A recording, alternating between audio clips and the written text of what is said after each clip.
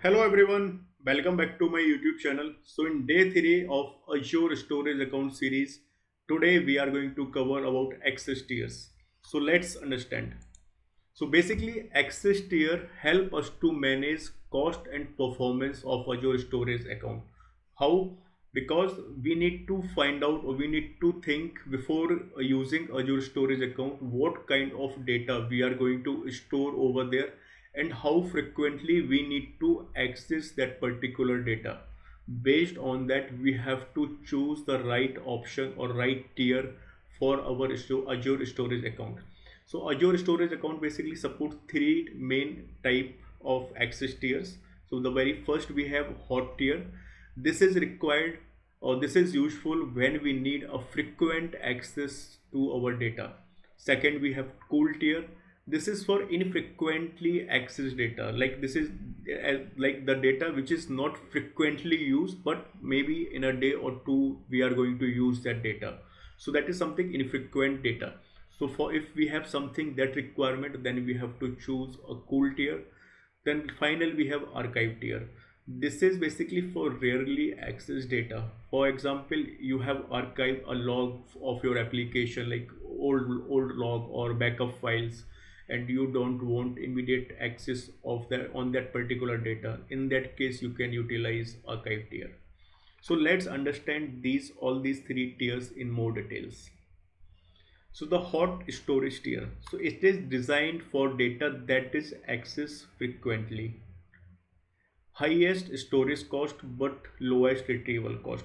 Because we are going to access data frequently, then the storage cost, whatever the data we are going to store as part of hot storage tier, that cost of storage will be high. But when we retrieve the data from the storage account, that cost will be low and the data will be available immediately. There will be no delays like it's not about a minute or hour it will take to retrieve the data. Immediately you will have access to your data.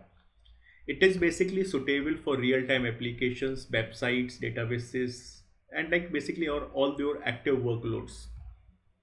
So it is best for websites and sorry, it is best for websites and applications that frequently do a read and write operations. Streaming videos or streaming medias, it could be your videos, music, images, like you need a frequent access over there. In that case you have to use hot storage tier. And the another option will be databases and logs. So for if you have similar kind of requirement, in that case you have to use hot storage tier. And you have to keep in mind the storage cost in hot storage tier will be high and the data retrieval cost will be low. Now let's move to cool storage tier. So it is designed for data that is accessed infrequently, at least once a month or maybe in a week. In that case, you have to use cool storage tier. In this storage tier, basically the storage cost will be low from the hot storage tier, but the data retrieval cost will be high. Here we have minimum retention period of 30 days to avoid early detection, early deletion charges. Here data is available immediately just like a hot storage. There is not like you have to wait hours or days to retrieve your data. It is something similar to a hot access tier, storage tier. Now let's see from where on which scenarios we can use cool storage tier. If we have long-term backup storage, in that case you can utilize cool storage tier. If you have a requirement of disaster recovery, in that case also you can use archiving log and infrequently used business data. In the sense basically the data which is not going to use on a day-to-day basis or in a hourly basis, in that case you can utilize cool storage tier. If you are using real-time applications, your live applications, in that case you have to use hot access tier because you are going to retrieve data frequently. You are going to do read and write operation more frequently basically. Now the third option we have here, archive storage tier. So it is designed for data that is rarely accessed. That's what is called a cold storage. Here the storage cost is low, but the retrieval cost is high. For example, if suppose we are using CCTV cameras, we have installed CCTV cameras in our house.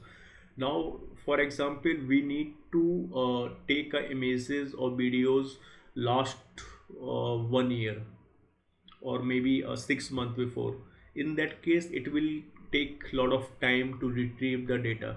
So it's the same scenarios, like if you don't need frequent and infrequent data, in that case you can utilize archive storage tier.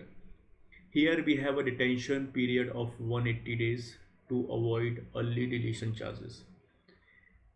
Now it is best for compliance and a legal record that must be stored for years. Obviously, the compliance documentation or legal records people will not use on a day-to-day basis. They will be accessed once in a year or twice. Cold storage for scientific data, old backups, and historical logs. Large scale archival for media companies like old movies and documentaries. Like if you have to just keep a backup of your data in, and you don't want to use that data on a day-to-day basis or on a monthly basis or weekly basis, in that case you can utilize archive storage tier. So the Azure basically charge based on the storage tier, which whatever the storage tier you are going to use, accordingly you will be charged for that.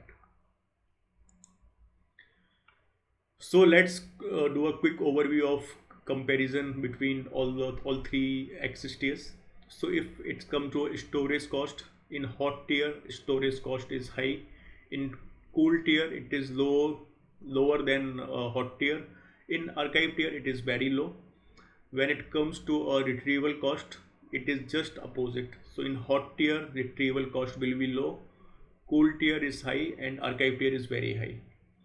And if it comes to a data availability part, in hot and cool tier you will get instant access for your data, but if you are using archive tier, you will face some kind of delays. It could be hours or it could be days as well.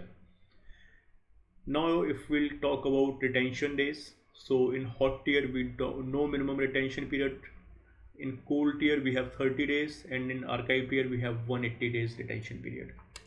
This is a quick comparison between all the three access tiers. Now the point is how to choose the right storage tier. So the very first thing you have to think, how often will I need to access my data? If it is frequently, obviously go for hot tier. If it is occasionally, go with cool tier. If it is rarely, then go with archive tier. Then how long do I need to store the data? That is also very important. If you want short-term storage, in that case you can go for hot or cool tier. If you want a long-term, then you can go for archive tier. And if I need an instant access, if yes, then you have to go for hot or cool. If no, then you can go for archive tier. So these all the parameters which you have to think before using any access tiers. So that's all for today. I hope it's clear what all the storage access tiers options are available and how they differ from each other. So thank you so much. See you next video.